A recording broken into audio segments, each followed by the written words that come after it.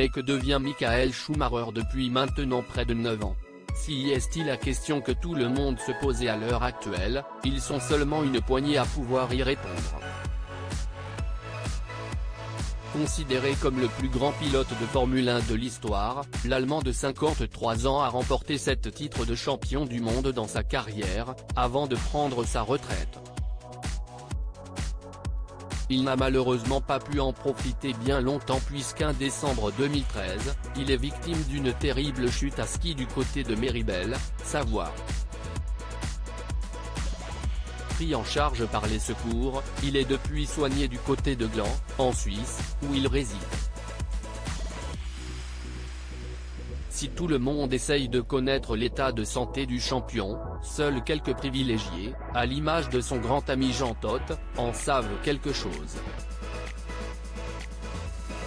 Sa femme Corinna tente de le protéger au maximum et malgré les confessions de quelques journalistes parfois, il est impossible de savoir comment se sent Michael Schumacher actuellement.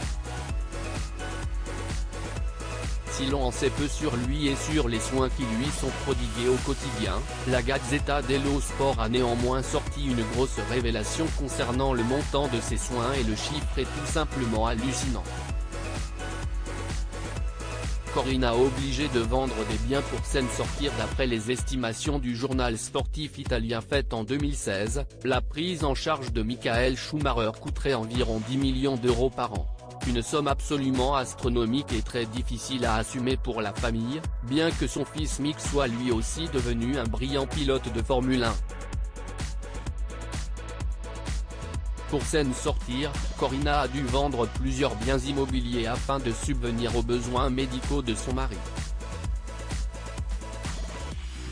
Une situation très compliquée pour la femme du champion, qui a d'ailleurs semblé très émue lors d'une cérémonie en Allemagne récemment, mais qui ne veut pas baisser les bras.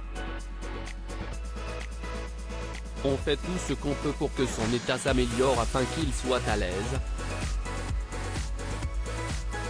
Quoi qu'il arrive, je ferai toujours mon possible, assurait-elle dans un documentaire Netflix consacré à l'ancien pilote.